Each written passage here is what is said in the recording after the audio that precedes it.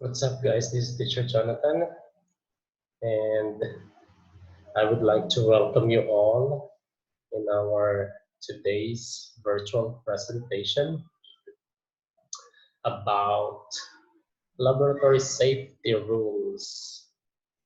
Let's get started. So, um, we're definitely going to the lab soon, uh, and so it's very important that we know some rules before going in to the laboratory, and today I'm going to discuss that to you. So the first one, laboratory safety rule number one is that you need to wear protective clothing.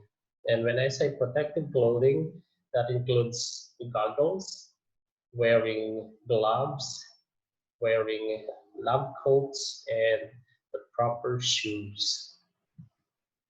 Next,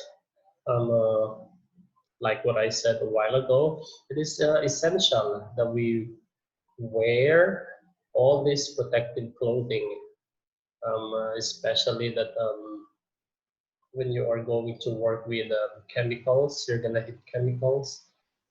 So it's important that we wear goggles just like this to protect the eyes. We also need lab coats, just like this white clothing right here, and some safety glasses or goggles. Rule number two, laboratory personnel, that includes everybody who is inside a lab, should wear or should not wear sandals. Take a look. So this is the wrong one, this is the right one. It should be a closed shoe, and so that it protects your toes should be protected. And do not wear jewelry or loose baggy clothing when you are inside the lab. And try to avoid touching objects like cell phones, pencils, or door handles while wearing gloves. The reason being is that it spread. For example, if you're working with chemicals, irritants, or yeah, growing bacteria, for example, or fungi, um, uh, and if you are touching um, cell phones or door handles, you're gonna spread all over the laboratory area. Pencils, labels, or any other material should never be placed in your mouth. So I think this is a common sense that we never put it in our mouth, especially when you are inside the laboratory. Caution must be taken when using gas burners. Be sure gas burners are turned off when finished. And the reason being is that this could catch fire, basically. And of course, it could you could get burned or get injured. Long hair must be tied back or covered to minimize fire hazard or contamination of experiments. So this is especially for the girls who have long hair. You need to tie it up. Do not eat food or drink water in the lab. Do not use glassware as food or water container. When you are inside the lab, never ever drink anything or taste anything, or use glassware as your food container or water container. We should protect our hands, wash them if it is necessary, handle glassware, sharp tools, and heated containers carefully. For electrical safety, we need to unplug electrical equipment after use and keep all electrical cords and wires away from water. For chemical safety, so this is very important. Never touch, never taste or smell a chemical unless instructed to do so. So you always have to listen to your teachers or laboratory personnel, personal's instruction. It's necessary that you follow instructions. Okay, never mix chemicals unless instructed to do so. So keep lids on chemical containers when not in use. So the guy right here is smelling the chemical. You should not do this. Never ever do this in the lab. Okay, unless otherwise your laboratory instructor told you so. Next one. Do not take any culture out of the lab for any reason. All culture should be handled as potentially pathogenic. Liquid culture must always be kept in test tube rack. So the girl right here, I think, is doing some culturing, and should never take that out of the laboratory. Do not engage in practical jokes or horseplay in the lab. So this is common sense that we never play, initiate some jokes or horseplay in the lab. Next, rule number 13, keep non-essential books and clothing far away from your work area.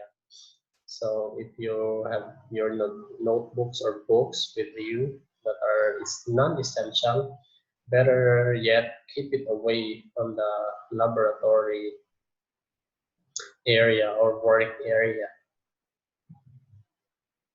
And it's necessary that we always clean our working table before and after you perform your laboratory activity. Wipe the bench tops down with disinfectant both before you begin your work and after you have completed your work.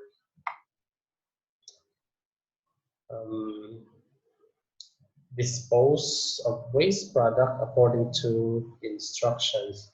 So if you have solid materials, you never would like to dump that into the sink. Better yet, dispose it properly according to your teacher's instruction.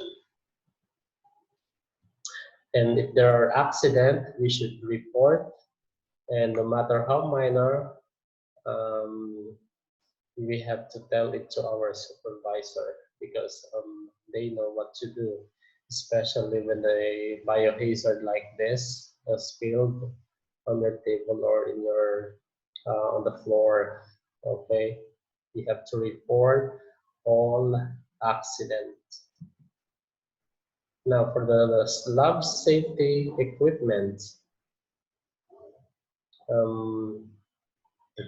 we have a safety shower. It's gonna look like this, just in case somebody suffers some burn, or we have an eye wash just like this, and so that you could wash away the dirt in your eye or something in your eye. There's a fire blanket. The fire blanket look like this. Okay, and make sure that you know where to locate the fire extinguisher. For the laboratory safety symbols, it's good to know the symbols so that you will know what those means. For example, they alert about the possible dangers in the lab. For example, this one, that means animal hazard, or the picture shows a sharp instrument hazard. This one is heat hazard, glassware hazard, chemical, electrical, ion phase, fire hazard, biohazard, laser radiation hazard, radioactive hazard, explosive. These are all the symbols that you need to know, and so that when you see the label, you'll you will know how to treat them with safety. For biological safety labels, we have like this one, BSL 1 up to 4, and that means the highest is BLS4, the higher risk microbes, 1 being the low. For BSL1, not known to cause disease in healthy adult humans. For safety equipment, the minimum requirements, facilities, often benched up. So when they are in BSL2, associated with mild to moderate disease in humans, safety equipment, biological safety cabinet, and personal protective equipment as needed. For facilities, BSL1 plus the availability of the mechanism for decontamination. And going up to BSL3. So this is associated with serious or potentially lethal disease in humans. And so that you will notice that the personnel is wearing protective goggles, mask, gloves, and laboratory coat. And the list go on to BSL4. So this is associated with high risk of life-threatening disease in humans and or animals. For safety equipment, biological safety cabinet, full body air supplied, positive pressure personal suit. And for facilities, BSL3 plus dedicated air and exhaust, decontamination procedure for exit, separate building, etc. So these are all for higher risks, BSL4. So thank you all so much for watching this video. I hope this is useful, and so that when you go to the lab, you know what to do. You already know,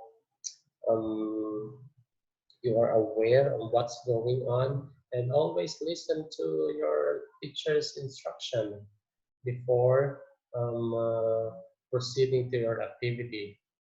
All right, so keep safe everyone, and I'll see you again in our next video. Bye.